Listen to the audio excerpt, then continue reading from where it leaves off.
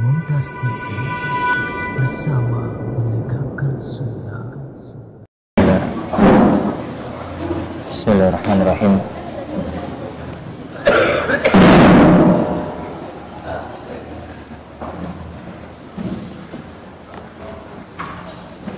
Assalamualaikum warahmatullahi wabarakatuh.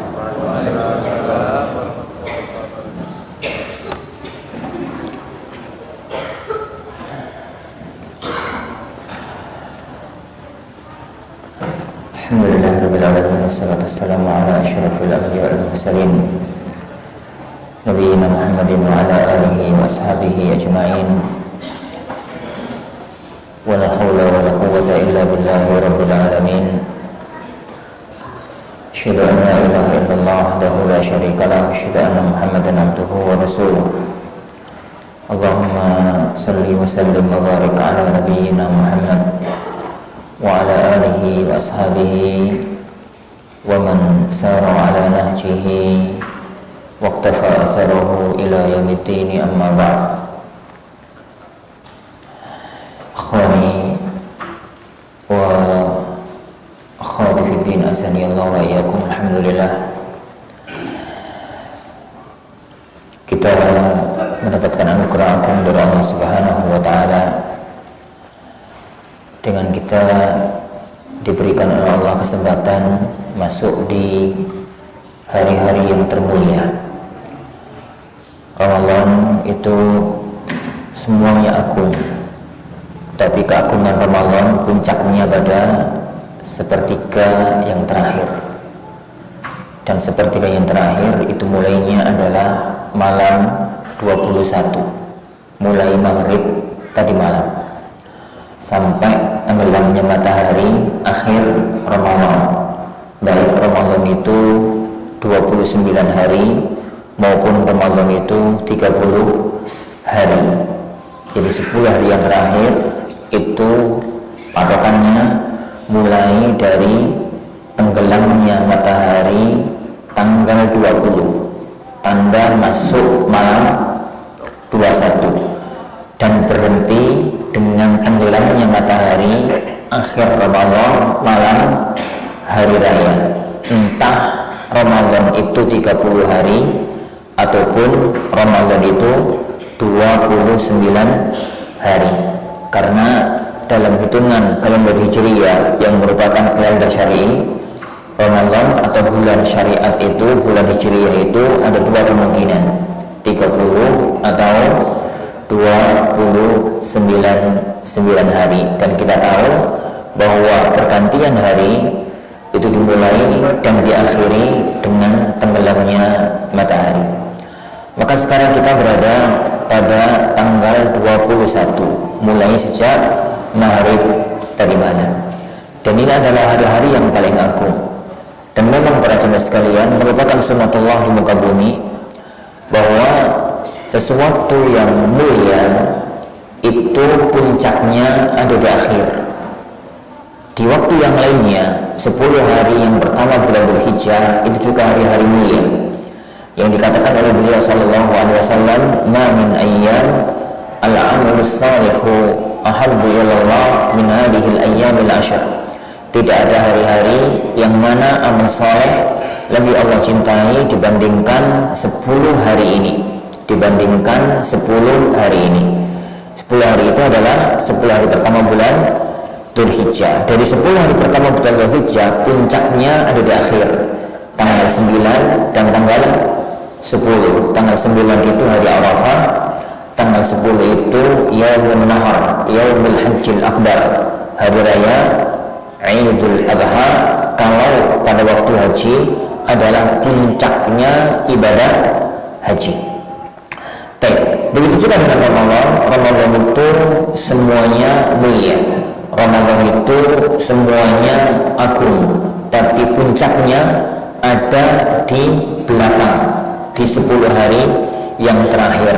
Karena itulah letak turunnya, karena itulah letak turunnya malam Lailatul Qadar, yang dikatakan oleh Allah Subhanahu wa taala, Lailatul Qadri khairun min alfi syahr, bahwasanya malam Lailatul Qadar itu lebih dibandingkan dengan amal kebajikan yang dilakukan selama 1000 bulan. Dan 1000 bulan itu kalau kita bagi 12 itu 83 tahun lebih 4 bulan. 83 tahun ini lebih 4 bulan. Oleh karena itu para hadirin azani Allah wa yakum, tanda bahwasanya kita bersyukur kepada Allah Subhanahu wa taala kita dipertemukan dengan hari-hari yang agung ini, maka kita mensyukurinya dengan memaksimalkan ibadah di hari-hari ini. Dan itu yang dilakukan oleh Rasulullah SAW sebagaimana disebutkan oleh Bunda Aisyah radhiyallahu anha. Kata beliau dalam Sahihain, kana Rasulullah SAW idza dakhala al-ashr al-awakhir min Ramadan, adalah beliau apabila masuk sepertiga terakhir dari 10 hari terakhir bulan Ramadan, maka beliau itu syadda mi'zarahu. Itu yang pertama, syadda mi'zarahu itu mengencangkan ikat pinggangnya. Itu bahasa kiasan, maknanya mengencangkan ikat pinggangnya, berjuang sekuat tenaga untuk memaksimalkan ibadah, beda dengan hari-hari yang sebelumnya. Yang kedua, wa ahya lailahu, dan menghidupkan malam-malamnya. Kenapa malam? Karena manusia itu kalau siang sedang puasa, dan kodrat Allah bagi manusia kalau puasa itu lemes. Kenapa? Karena nggak minum, karena nggak makan. Karena nggak minum, karena nggak makan, maka bawaan manusia dia itu terasa lemah. Karena dia itu terasa lemah, jadi maka tidak, Allah Subhanahu wa taala tidak memaksimalkan atau tidak memerintahkan untuk amal-amal yang lain, tapi maksimalnya di malam hari. Maksimalnya itu di malam hari. Makanya Rasulullah SAW itu wa ahya lailahu, beliau itu menghidupkan malam-malamnya. Para ulama kita ada dua penafsiran tentang makna menghidupkan malam-malamnya. Sebagian antara mereka mengatakan Rasulullah supaya selama 10 malam yang terakhir itu nggak pernah tidur selama 10 malam, nggak pernah tidur mulai ba'da maghrib sampai azan subuh. Semalam suntuk nggak pernah tidur di 10 malam yang terakhir untuk beribadah kepada Allah Subhanahu wa taala.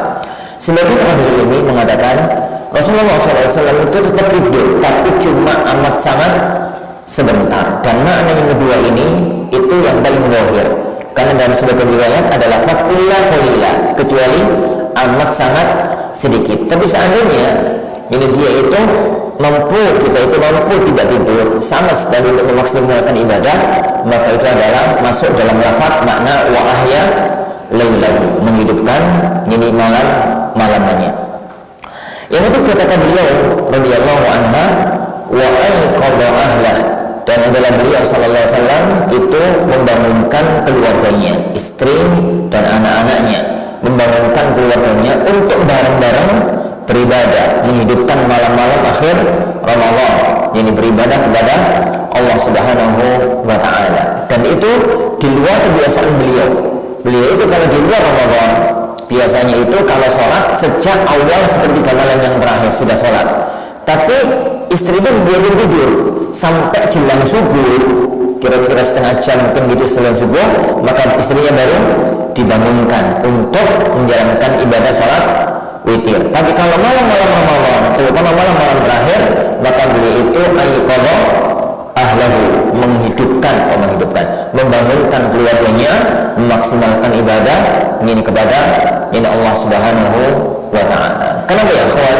Untuk mengejar keutamaan malam Lailatul Qadar. Bagaimana tidak para ikhwan azani Allahu yani wa iyyakum.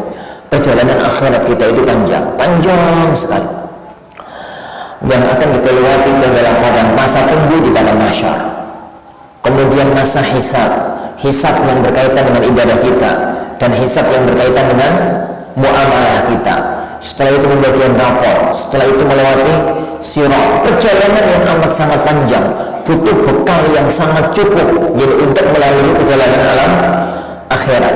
Kalau itu hanya mengandalkan umur kita saja, nggak butuh.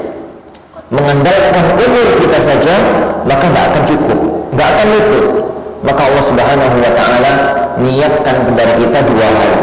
Yang pertama adalah bagaimana kita itu meninggal dunia, tapi amal kita nggak ikut meninggal dunia. Dan itu makna sabda Rasulullah SAW, "Idza matal insan inqata amaluhu illa min thalath." Apabila seorang meninggal dunia, maka amalnya terputus kecuali tiga: sedekah jariyah, wakaf maksudnya, kemudian ilmu yang manfaat, yang ketiga adalah anak saleh yang mendoakan kepadanya. Itu nggak kita bahas. Yang kedua adalah Allah menyiapkan waktu-waktu khusus, waktu-waktu mulia yang orang beramal di waktu itu pahalanya dilipat gandakan. Dan dalam setahun, amal yang paling mulia, waktu yang paling mulia adalah Lailatul Qadar. Ini adalah Lailatul Qadar, karena orang kalau memaksimalkan ibadah dan bertepatan dengan malam Lailatul Qadar, seakan-akan umurnya itu bertambah 83 tahun dan penuh dengan ibadah. Kalau mendapati 2 tahun atau mendapati 10 tahun Lailatul Qadar, berarti seakan-akan umurnya itu bertambah 830 tahun lebih dan penuh dengan ibadah yang kepada Allah Subhanahu wa ta'ala. Saking agungnya malam itu, maka dulu Ibnu Qayyim mengatakan dalam Madarijus Salikin, seingat anak, beliau mengatakan, wallahi, seandainya Allah itu berfirman dalam satu malam 360 hari itu ada satu malam, dalam setahun itu yang 360 harian itu ada satu malam yang keutamaan amal di situ seperti Lailatul Qadar, maka aku nggak akan pernah tidur malam hari selamanya. Bagaimana kalau ternyata itu cuma 10 hari? Bagaimana kalau itu ternyata cuma 10 hari? Maka ya akhwan, jangan sia-siakan hari yang sudah lewat tadi malam. Hari yang sudah lewat tadi malam, kita nggak pernah tahu ke belakang itu masih 9 atau ke belakang itu tinggal 8. Terima ini wa iyyakum. Membahas tentang Lailatul Qadar, maka yang perlu kita bahas pertama, Lailatul Qadar itu terjadinya kapan dan bagaimana? Lailatul Qadar itu terjadi di malam hari. Terjadi di malam hari. Dan yang namanya malam itu adalah dari tenggelamnya matahari sampai azan subuh. Dari tenggelamnya matahari sampai terbit fajar, itu malam. Jadi dari tenggelam matahari, azan maghrib itu, sampai terbit fajar yang kedua, yang ditandai dengan azan, yang ditandai dengan azan subuh, itu malam. Malam itu terjadi kapan? Malam itu yang pasti terjadi di bulan Ramadan, yang pasti terjadi di 10 malam yang terakhir, yang pasti terjadi di malam ganjil. Itu yang pasti. Tidak ada perselisihan di kalangan para ulama tentang masalah itu. Yang ada itu adalah masalah yang akan datang. Yang ada perselisihan di kalangan para ulama tentang Lailatul Qadar, itu yang pertama, Lailatul Qadar itu yang itu terjadi di malam ganjil, ngitungnya malam ganjil itu dari depan atau kan ngitungnya dari belakang? Ngitungnya dari depan atau kan ngitungnya dari belakang? Kalau ngitungnya dari depan, maka berarti malam-malam ganjil itu adalah malam 21 tadi malam, 23, 25, 27, 29.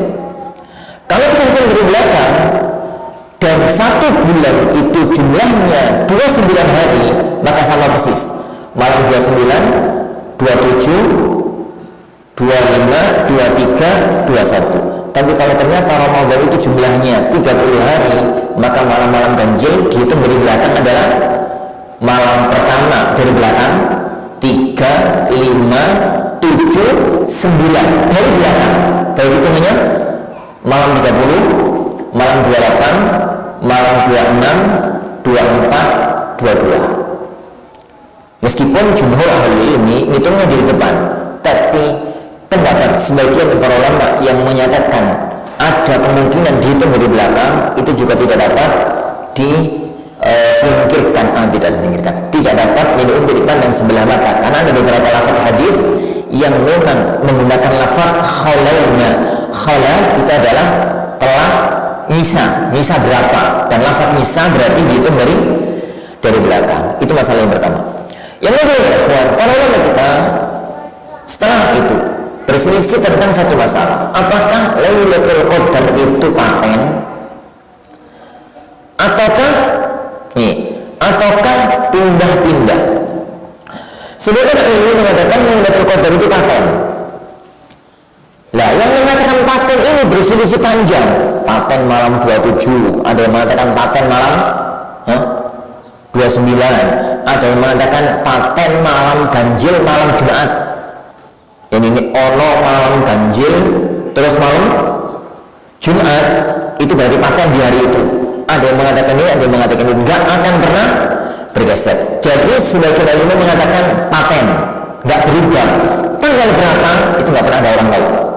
Sebagian ilmu mengatakan pindah-pindah. Sekarang malam 23, tahun depan malam 27, tahun depannya lagi malam berapa, kemarin malam berapa. Itu ini pindah-pindah. Dan pendapat kedua ini yang paling mudahir. Ini pendapat yang kedua ini yang paling zahir di antara pendapat ini para ulama-ulama kita. Nah, di negeri kita ketambahan satu masalah, malam ganjilnya gak jelas. Ini, walau ketambahan satu masalah, dan itu hanya fikih negeri Indonesia.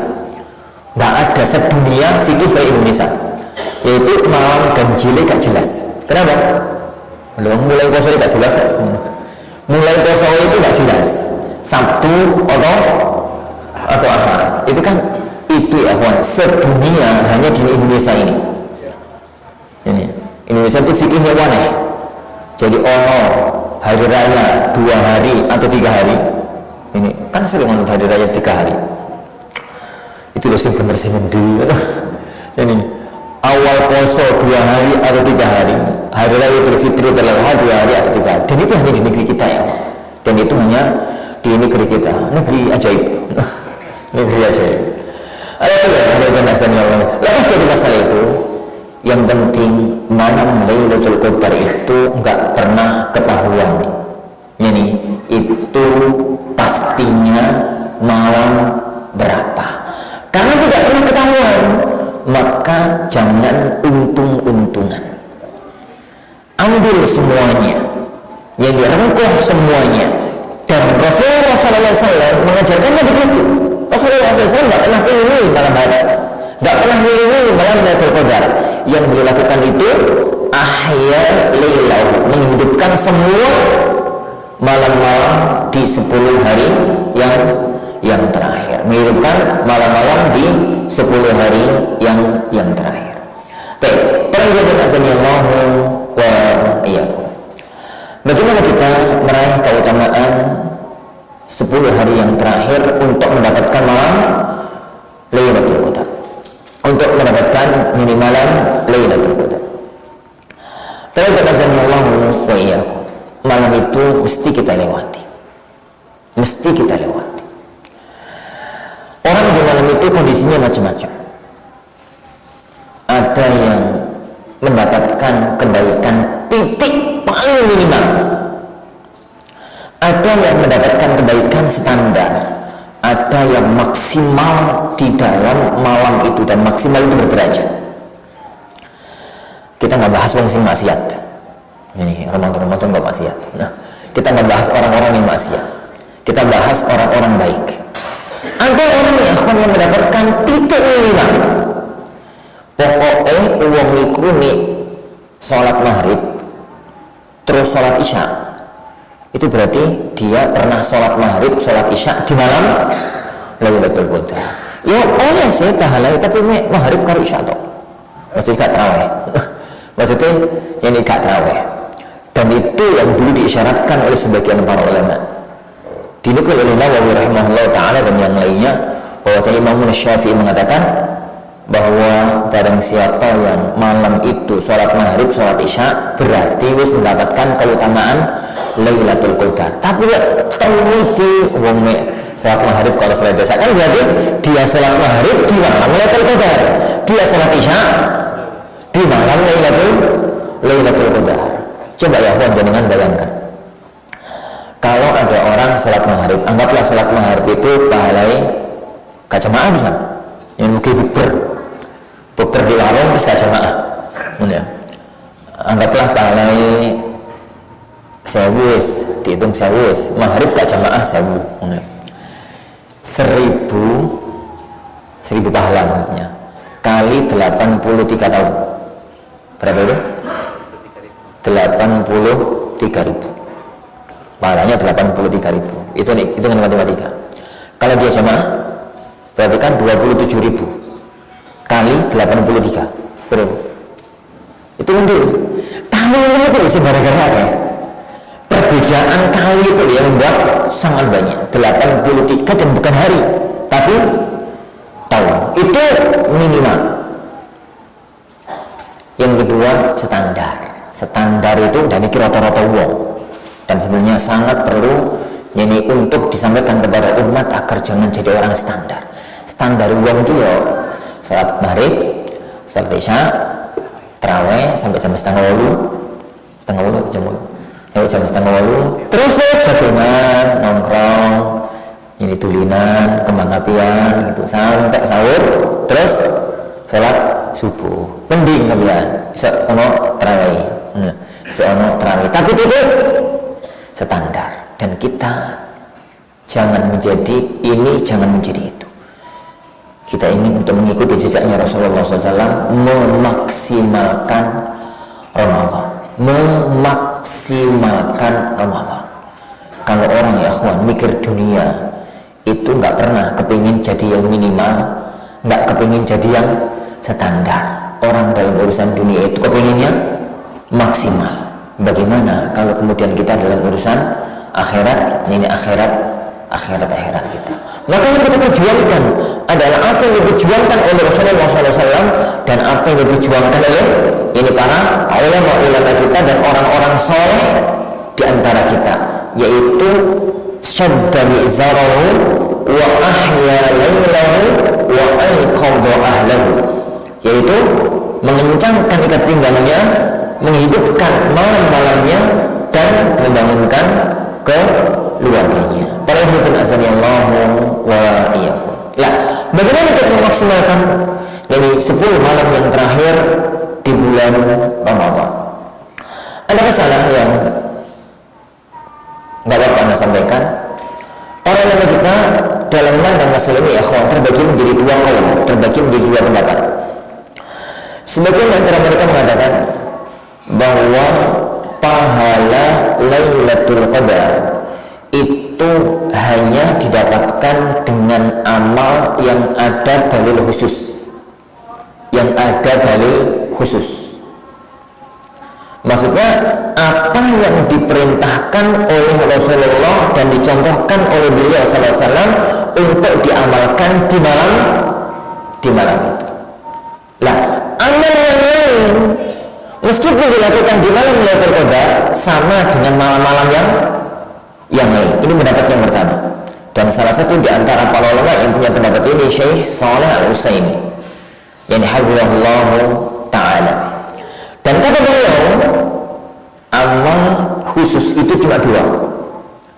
Salat malam dan doa. Allahumma innaka afuwun tuhibbul afwa fa'fu anni. Hanya itu. Pendapat yang kedua dan itu mazhab jumhur. Pendapat yang kedua dan itu mazhab jumhur, bahwa semua amal itu mendapatkan keutamaan malam Lailatul Qadar. Tapi titik tekannya pada amal-amal yang ada dalil khusus. Pada amal-amal yang ada dalil khusus. Dan mazhab jumhur ini yang lebih nampak. Mazhab jumhur ini akhwan yang lebih nampak insyaallah subhanahu wa ta'ala kalau kita melihat dari beberapa dalil yang ada. Yang pertama, keumuman firman Allah, Lailatul Qadri khairun min alfi syahr, bahwasanya malam itu lebih utama dibandingkan 1000 bulan. Lebih utama apa? Lebih utama dalam semua amal. Itu yang pertama. Yang kedua, kalau kita terjemahkan sabda Rasulullah SAW, man qala lailatul qadri, dengan makna umum, bukan dengan makna khusus. Lafaz qama itu bisa diterjemahkan dengan makna umum, yaitu al-qiyam bil ibadah. Man qama lailatul qadri, barang siapa yang qama pada malam lailatul qadar. Qama bisa berarti qiyam Ramadan dalam arti sholat, dan itu maknanya masyhur.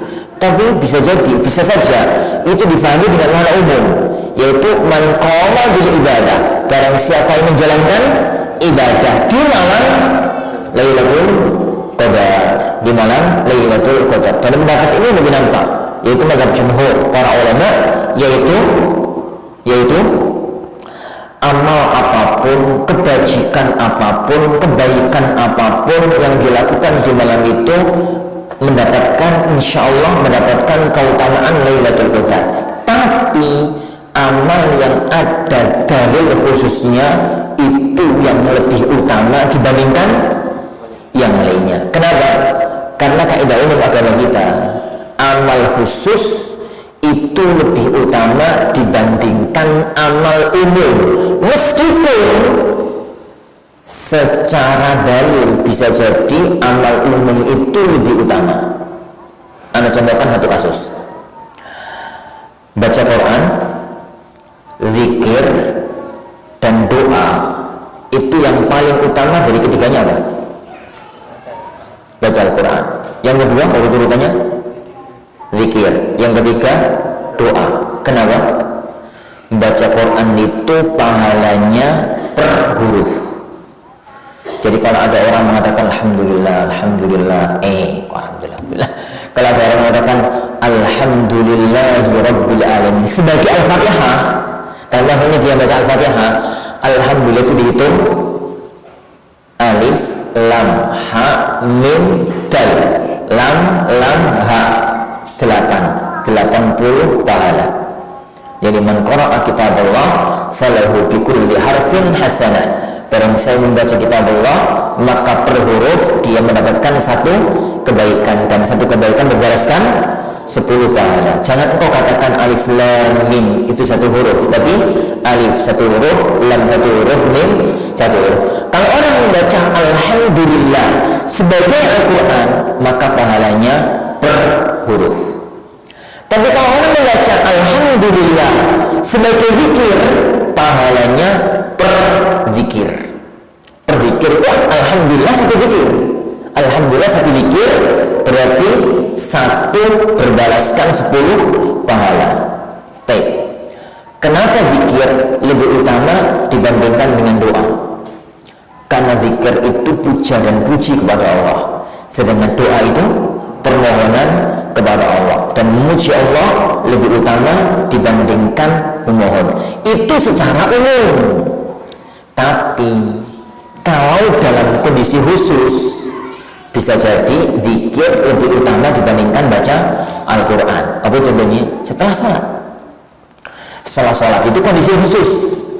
Maksudnya yang dicontohkan oleh beliau Sallallahu Alaihi Wasallam, setelah sholat itu zikir, bukan baca Al-Quran. Maka lebih utama mana? Orang itu kalau selesai sholat, alhamdulillah, assalamualaikum warahmatullahi, assalamualaikum warahmatullahi, baca Al-Quran atau zikir? Zikir lebih utama. Kenapa? Kondisi khusus. Ini kondisi khusus. Baik. Lebih utama mana? Antara sholat dengan tawaf. Lebih utama mana antara sholat dengan tawaf? Sholat lebih utama. Sholat yang agama, sholat yang pertama kali dihisab oleh Allah dan tetap dengannya keutamaan sholat. Tapi bagi orang yang umrah, lebih baik mana? Memperbanyak tawaf atau mempertawaf sunnah maksud saya, atau memperbanyak sholat? Lebih bagus memperbanyak tawaf, karena itu amal khusus sehingga hanya bisa dilakukan selama jenengan di Mekah. Telung dino boleh ada saya tawaf juga mau ini ya salah. Tapi sholat mesti dilakukan di tempat yang lainnya. Caranya semacam itu. Maka berarti khusus untuk begitu juga dengan Lailatul Qadar.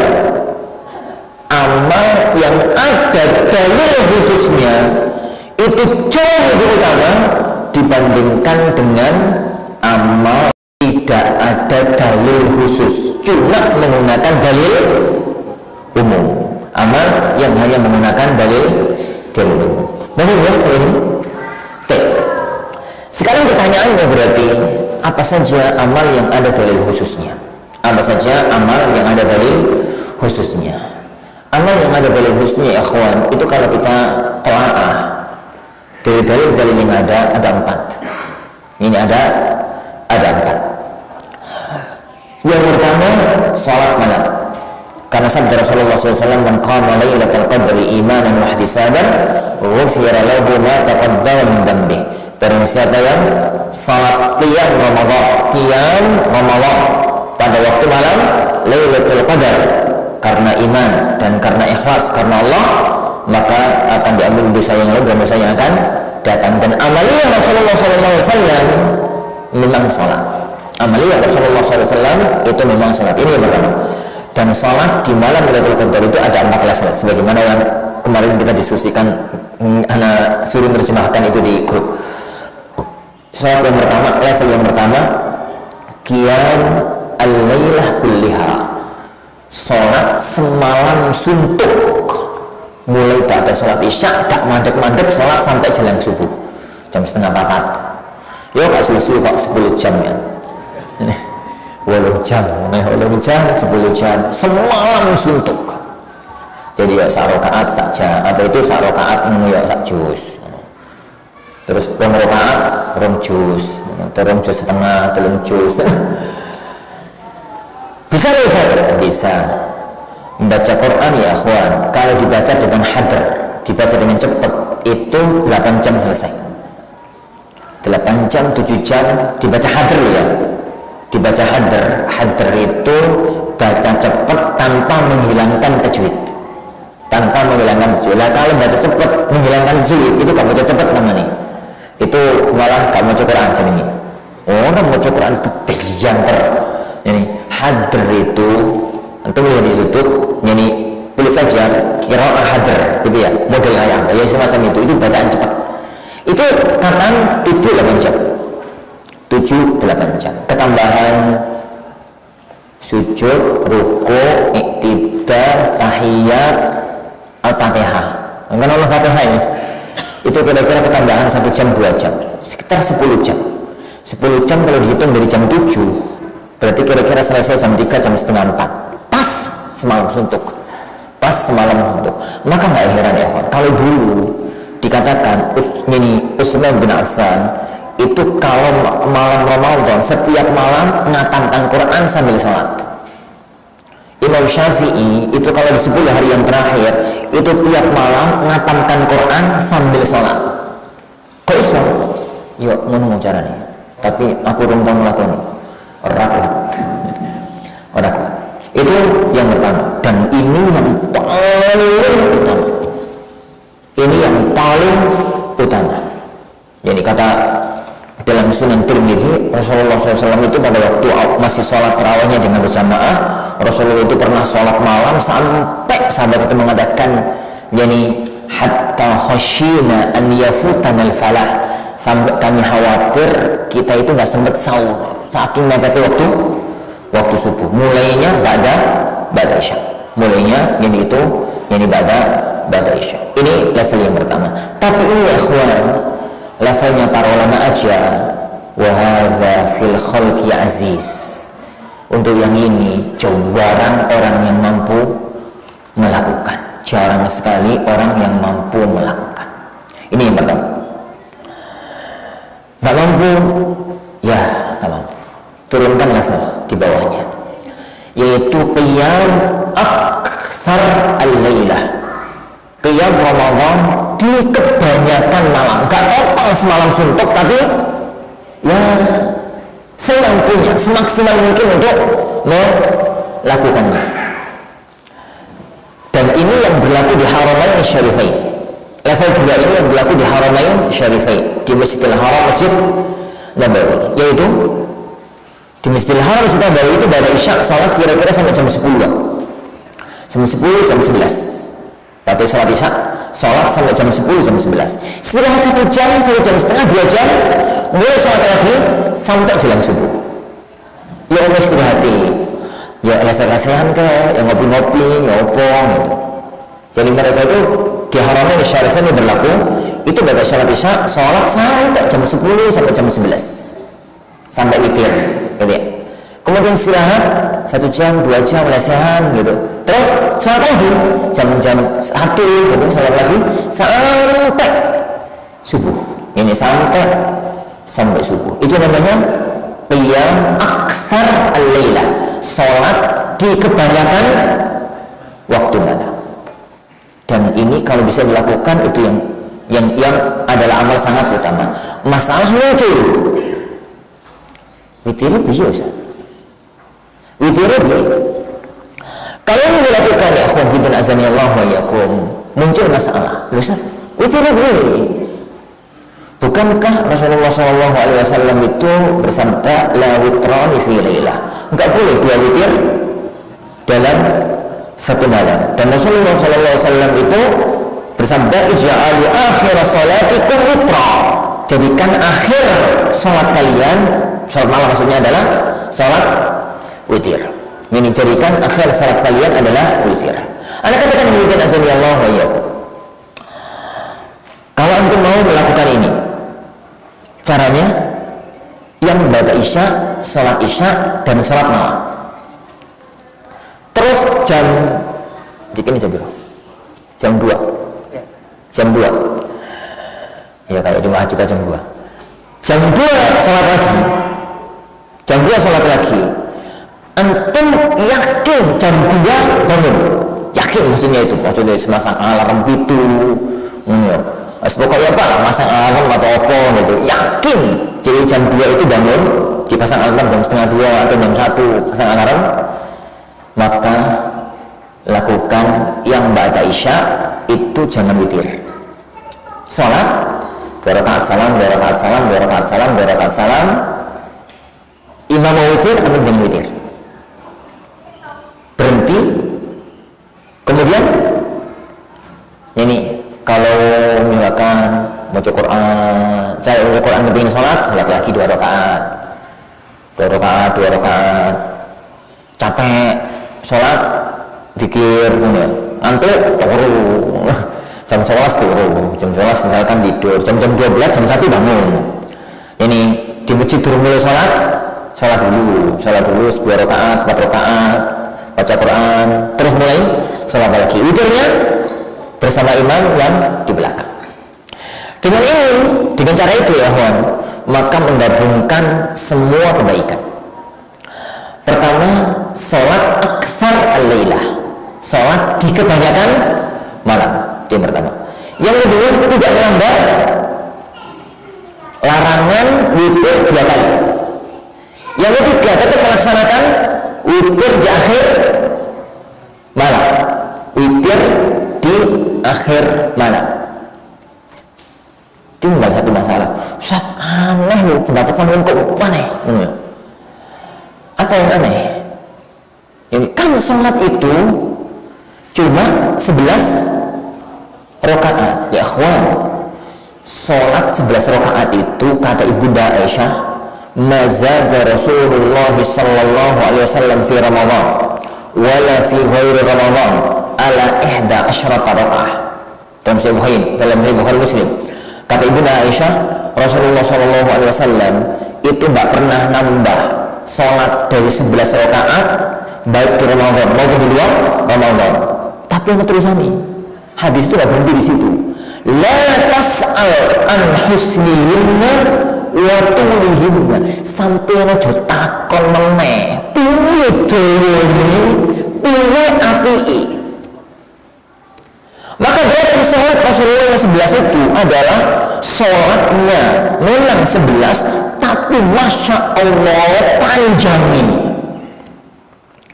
Yang mau sholat semalam suntuk tapi rakaat tidak 11.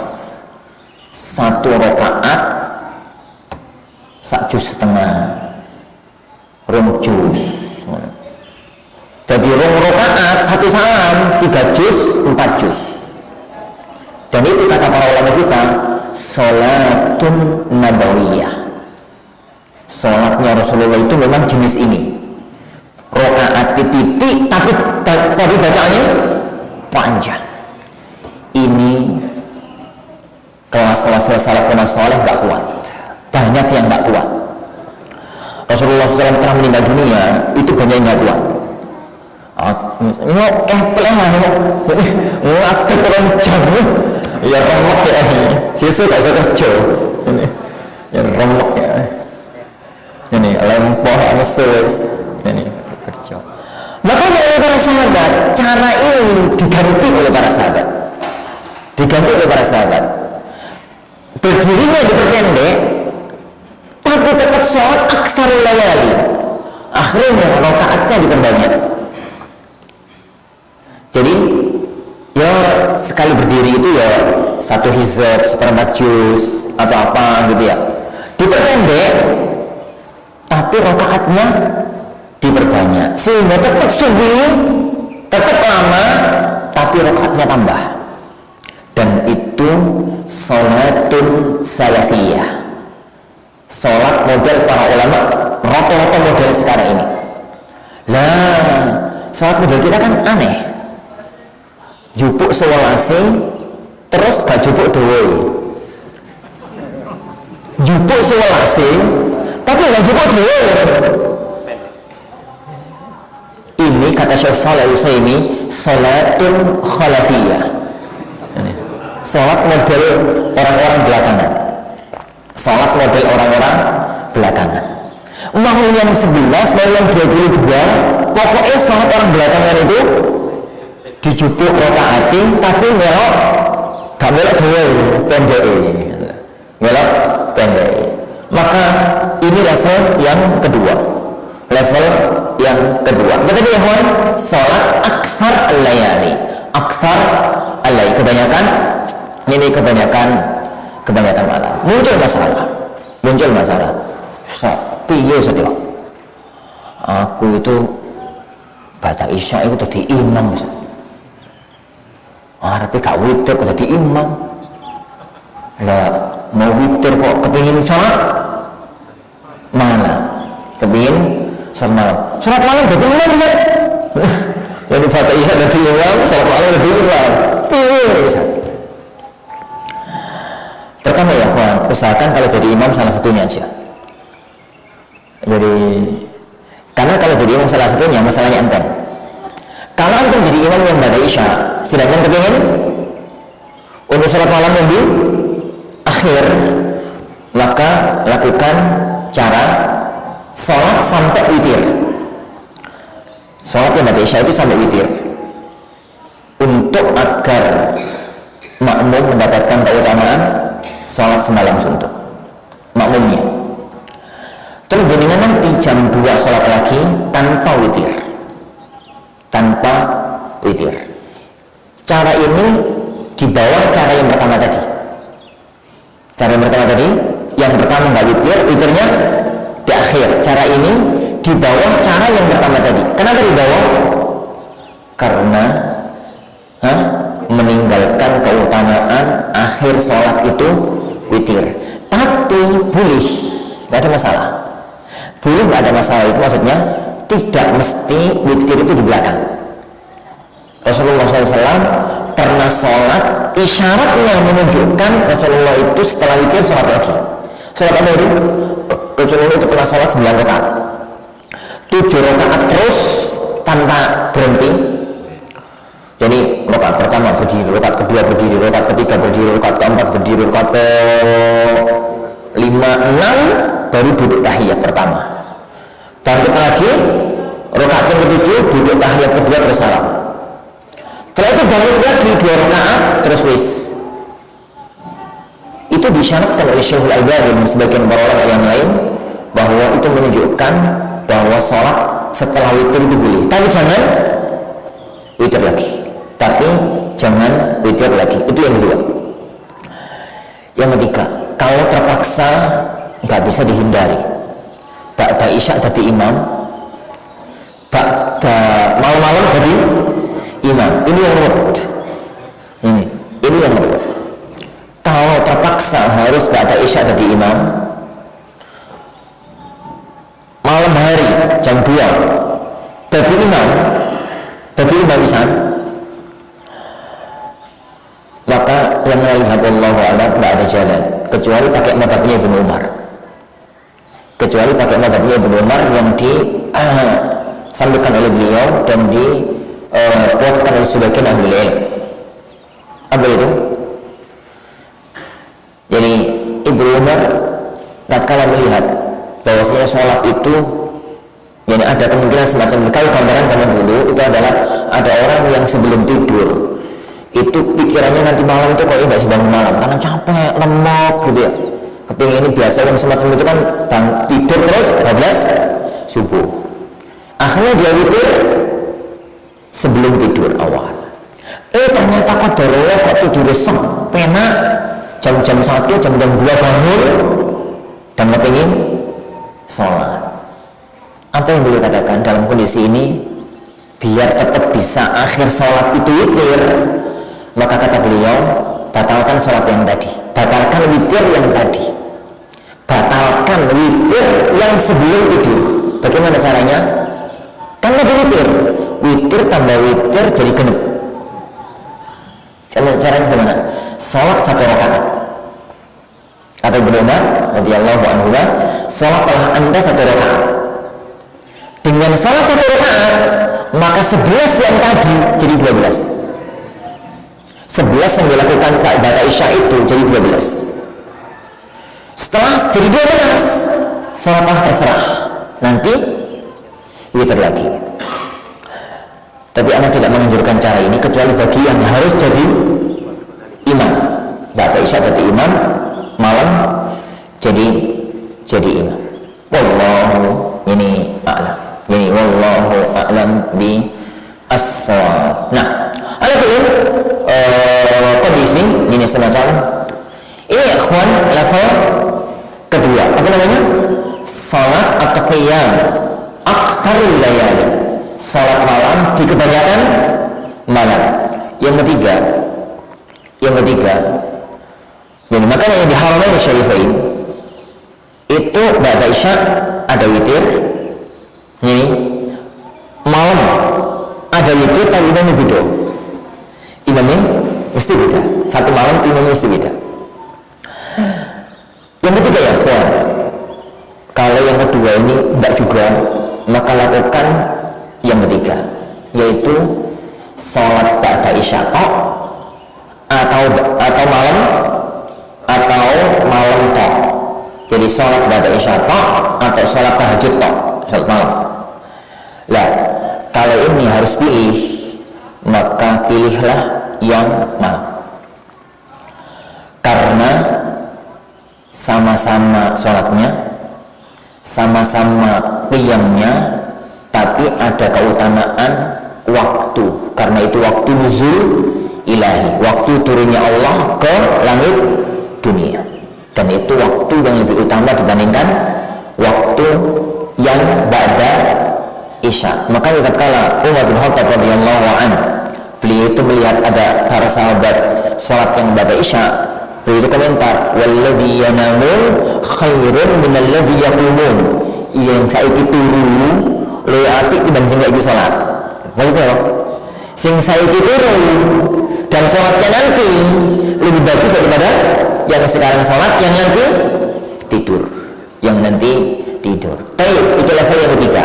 Level yang keempat, kalau nggak mampu juga, maka sholatlah yang ba'da isya sampai witir. Jadi sampai witir. Wallah, itu yang anak sampaikan kemarin. Jadi nukilan fatwa dari Syekh Shalih Al-Utsaimin tentang level jadi sholat malam, terutama di malam-malam Lailatul Qadar. Wallahu a'lam bi as-shawab. Nah, terus azanillahu wa iyyakum. Itu yang pertama. Amal khusus di malam Lailatul Qadar itu adalah qiyam Lailatul Qadar, salat di malam Lailatul Qadar. Yang kedua, doa khusus Tatkala Ibnu Aisyah bertanya kepada Rasulullah SAW, ya Rasulullah, in sadaftu lailatul qadri, kalau saya itu mendapati malam Lailatul Qadar, dalam riwayat yang lain, in alimtu ayy lailatul qadri, ya Rasulullah, jika aku tahu persis malam itu adalah malam Lailatul Qadar. Dari mana ya kan tahunya? Dari tanda-tandanya. Jadi kalau yang melihat dari tanda-tanda yang ada bahwasanya malam itu malam Lailatul Qadar, kata Rasulullah SAW, hiya lailatun samhatun bahjah la harrah wala baridah. Malam itu malam yang samah itu malam yang tenang gitu. Bahjah itu malam yang sumringah, suasana itu kelihatan terang, padahal gak malam-malam rembulan. Malam-malam Lailatul Qadar itu kan malam tanpa rembulan, karena malam 21 Pak Aisyah itu belum rembulan, tapi kelihatan tenang, anteng, ayem gitu. Panas ya ora, adem ya ora, tapi nggak pakai AC ya, pakai AC adem terus. Ini ya enggak panas, suasana itu ya enggak sumuk, ya enggak kedinginan. Lah suasana model kayak ini ku gawanan itu, ini gawanan itu. Kata Aisyah, kalau saya menemukan malam jenis semacam itu ya Rasulullah, dan saya yakin malam itu malam Lailatul Qadar, apa yang harus aku lakukan? Kata Rasulullah SAW, kuni berdoalah, Allahumma innaka afuwun tuhibbul afwa fa'fu anni. Ya Allah, sungguh Engkau adalah afuwun, zat yang maha memaafkan, tuhibbul afwa, yang cinta senang memaafkan hambanya, maka fa'fu anni, maka yani maafkanlah, ampunilah diriku, ampunilah diriku. Dan ini amal khusus, memperbanyak doa itu di malam 10 hari yang terakhir. Doa yang lain agak disingkirkan dulu, perbanyak doa yang satu ini. Kalau mau selingi dengan doa-doa yang lain monggo, tapi memperbanyak doa yang lafaz satu ini, Allahumma innaka afuwun tuhibbul afwa fa'fu anni. Kenapa para ikhwah? Kenapa? Apa rahasianya? Sebenarnya ya akhwat, inti dari hidup itu adalah hati, jernih dan kotornya hati. Ala inna fil jasadi mudghah. Ketahuilah bahwasanya dalam diri manusia itu ada segumpal darah, segumpal daging. Nek segumpal daging itu api, maka jadi anggota yang lain akan bagus. Nek segumpal daging itu jelek, maka anggota badan yang lain akan jelek. Maka anggota badan yang lain itu ini akan jelek. Itu adalah kolak. Nah, perhatikan sallallahu alaihi wasallam. Nek hati manusia itu jernih, putih, bersih dari dosa, maka uang itu akan enteng menjalankan ibadah. Kalau ibadah itu enteng gitu. Dulu Utsman bin Affan pernah mengatakan, "Lau tahurat qulubukum lama syabi'at min kalami rabbikum." Seandainya hati kamu itu suci, maka enggak akan pernah kenyang membaca firman Allah, tidak akan pernah kenyang membaca firman Allah. Kalau hati kita itu suci, maka orang itu akan terikat hatinya dengan masjid. Kalau orang itu hatinya suci, akan merasakan nikmatnya ibadah. Tapi kalau orang itu hatinya kotor, Masya Allah, moco WA sak jam kurang, moco Quran 5 menit macet, kurasa itu semuanya menit. Ini nongkrong di warung 2 jam kuat, di majelis taklim 1/4 jam, yuk boyo. Berangkat dari mana ya akhwat? Sama-sama duduk. Berangkat dari bersih dan kotornya hati. Dan tidak ada orang yang tidak berdosa. Salah satu rumus untuk mensucikan hati adalah sering taubat dan istighfar kepada Allah Subhanahu wa taala. Makanya di malam itu diperintahkan oleh Rasulullah SAW untuk berdoa, Allahumma innaka afuwun tuhibbul afwa fa'fu anni. In tuhibbul afwa fa'fu anni. Itu yang kedua. Yang ketiga ya ikhwan, qiraatul Quran. Qiraatul Quran. Membaca Quran ini tidak ada dalil yang sangat tegas untuk dilakukan di malam Lailatul Qadar. Para ulama hanya mengambil dari turunnya Al-Quran itu Lailatul Qadri, maka hendaknya malam Lailatul Qadar itu pun kita memperbanyak membaca Al-Quran, memperbanyak membaca Al-Quran. Dan ketiga amal ini ya kawan, itu akan semakin maksimal apabila dilakukan di masjid. Akan semakin maksimal apabila dilakukan di masjid dalam rangka iktikaf. Semakin maksimal anak katakan. Bisa sih dilakukan di rumah, tapi jaringan di rumah di rumah. Jaringan di rumah, suasana itu beda di rumah sama di masjid. Di rumah ndelok kopi, ndelok gedang, ono kasur, ini yang mau jadi namanya dona. Suasana itu akan lebih anteng kalau dilakukan di masjid. Makanya Rasulullah untuk memaksimalkan itu beliau di masjid. Di rumah ono bujuk ini bujune wayu, ora kabeh. Jadi tinggalkan itu semua sementara, beradalah di masjid dengan iktikaf. Dan iktikaf itu dua level. Iktikaf kamil. Iktikaf kamil itu iktikaf 10 hari berturut-turut. Iktikaf kamil itu iktikaf 10 hari berturut-turut. Masuknya sebelum malam 21 atau sebelum subuh 21. Jadi sebelum malam 21 berarti kemarin jelang maghrib itu masuknya, atau sebelum subuh tanggal 21 tadi sebelum subuh, dan nggak keluar sampai mau sholat hari raya, nggak keluar dari masjid sampai mau sholat hari raya. Ya metu ya pipis, wudu, terus yang semacam itu aja. Amal yang bisa dilakukan di masjid dilakukan di masjid. Itu iktikaf kamil, iktikaf sempurna.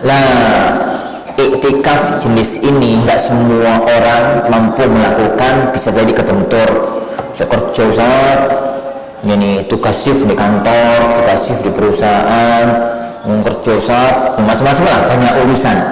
Ini banyak urusan. Anak RP iktikaf Senin di karo teman-teman di kantor. Engko urusan itu ya sama iktikaf. Alah boleh. Ambian anakku sebaya kayak ini iktikaf pekerjaan. Alah boleh. Kalau iktikaf jenis ini maslahatnya nggak dilakukan, maka jangan tinggalkan iktikaf jenis kedua, yaitu iktikaf yang naqis, iktikaf tapi nggak sampai sempurna. Ini tergantung kemampuan, karena iktikaf itu la hadda li aqallihi. Jadi iktikaf itu tidak ada batas minimal. Dalam pendapat jumhur ahlul ilm, iktikaf itu tidak ada batas minimal. Maksudnya tidak ada batas minimal. Pokoknya orang itu masuk masjid, kemudian berdiam diri di masjid dalam waktu yang agak lama, maka itu bisa diniatkan iktikaf. Misalkan gambaran nih, mari sholat isya, sholat taraweh, boleh ngurusi anaknya sampai turun, anak itu turun, bujuni turun nggak terserah sedih. Bagi anak itu turun, terus berangkatlah ke masjid sampai subuh. Itu iktikaf lumayan lama. Yo, gak kuat sangat. Jadi gak kuat yo, diperkecil nih. Misalkan iktikaf dari ba'da isya sampai kira-kira jam 10, jam 11, terus pulang di rumah. Jadi 1 jam 2 jam balik nih di masjid. Orang tua ya ini turun lagi ya, misalkan dari mulai tadi masuk masjid ini jam berarti jam 2 atau jam setengah 2 atau jam 1 gitu ya. Sampai sekarang ini kita belum keluar dari masjid. Itu bisa diniati dengan niat i'tikaf. Jadi 4 ada dalil nas atau isyarat tentang keutamaan malam Lailatul Qadar. Nah, adapun amal-amal yang lain maka itu pakai dalil umum kayak sedekah, berzikir, wakaf, macam-macamnya itu adalah pakai dalil umum, dan itu juga keutamaan, keagungan, kemuliaan, tapi ditekankan yang ada dalil khusus untuk dilakukan di Lailatul Qadar, di malam yani Lailatul Qadar. Itu ya kawan, saya mau kasih ngaji tafsir berarti. Jadi saya mau ya kawan, ini di hari-hari awal ini mudah-mudahan Allah Subhanahu Wa Taala yang menjadikan kita benar-benar mampu untuk memaksimalkan malam ini. Cobalah jenengan bayangkan ya kawan, ini jenengan bayangkan kalau kita itu memastikan diri mendapatkan Lailatul Qadar dengan ibadah maksimal. Jangan cuma ini pokok sholat maghrib, sholat isya berarti mendapatkan Lailatul Qadar. Ini dengan ibadah maksimal, maka berarti umur kita itu bertambah 83 tahun. 83 tahun penuh dengan ibadah kepada Allah Subhanahu Wa Taala. Salah pribadi Anda menganjurkan, lakukanlah ibadah khusus, lakukanlah ibadah umum. Pastikan tiap malam salat malam semaksimal yang bisa kita lakukan. Pastikan tiap malam baca Quran semaksimal yang bisa kita lakukan. Pastikan tiap malam sedekah, berdoa dengan memperbanyak doa tadi. Pastikan tiap malam i'tikaf. Pastikan tiap malam sedekah. Sakwati di bermalam puasa juta ya juta bermalam. Yang bagi sing kan 1 juta enteng tiap malam 1 juta. Rakuat yo separuh nih, rakuat yo seperangkati, rakuat yo 1.000, rakuat yo 50.000, rakuatnya 20.000, rakuatnya 10.000. Musuh rakuat 10.000. Saya rakuat musuh 20.000 rek, musuh lagi terbayar ke 20.000. Tak pantas. Jajannya anak 10.000, jajannya anak 10.000. Coba dengan bayangkan kalau seandainya kita itu sedekah 1.000 lah, 50.000 lah, 50.000 setiap malam Ramadan, 10 malam yang terakhir. Jadi 10 malam dan sedekah zaman sekarang itu kan nggak kemana-mana tuh ya kawan, pakai HP. Zaman sekarang kan pakai HP, ini dua rekening teman. Dua rekening kan misalkan di Al-Furqan misalkan ya, anak cuma mencontohkan harus ke Al-Furqan loh.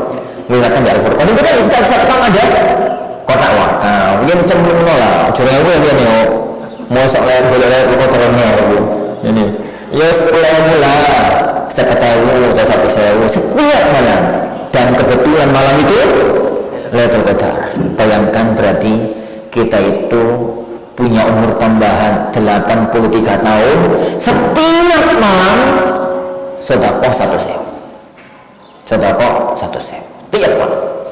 Ini dan harus wakaf loh ya, sedekah untuk atau kepada anak yatim atau kepada kerabat yang miskin atau apa gitu. Pokoknya dipastikan tiap malam itu jangan ada amal yang soleh yang terlewatkan. Intinya akhwan, ahya lailahu, menghidupkan yakni malamnya. Wallahu alam, ini di as-shawab. Nah, tadi azanillahu wa iyyakum. Insyaallah Subhanahu wa taala ini yang kita pelajari. Sebelum kita tutup, barangkali ada yang mau didiskusikan, monggo. Ini barakallahu fikum, 1-2 menit. 1-2 pertanyaan kalau ada.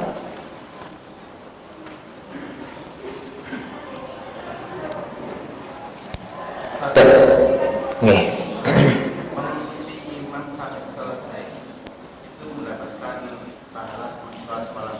Ya.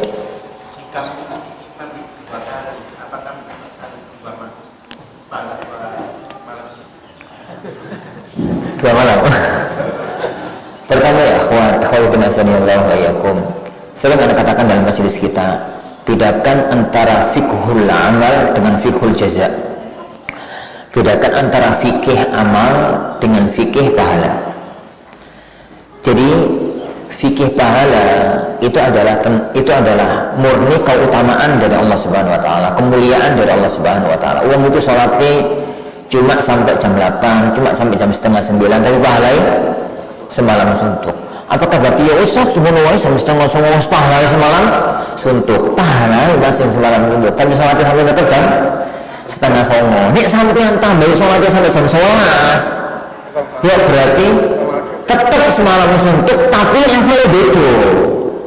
Podo-podo oleh semongko 10, sitok cilik-cilik, sitok gede-gede. Sitok itu jadi gede-gede. Sama nilainya. Fikih sama amal itu beda. Orang yang hudin azanillahu wa iyyakum. Pernah Anda gambarkan? Jadi kalau ada orang dia itu sholat dari awal takbiratul ihram, sama orang masuk sholat karek ruku itu, yani kuntu turaba, ya imam kuntu turaba, Allahu Akbar, kemudian ikut ruku. Secara fikih sama-sama dapat satu rakaat. Antum membayangkan kira-kira pahalanya dua orang itu sama atau beda? Ya beda jauh lah. Wong sing sitok kalau takbiratul ihram, sing sitok karek ruku itu. Tapi fikihnya kan sama-sama gak nambah rakaat. Sama-sama setelah imam salam, dia pun nyelok salam. Dari sisi fikih pahalanya beda, jelas beda. Semacam itu.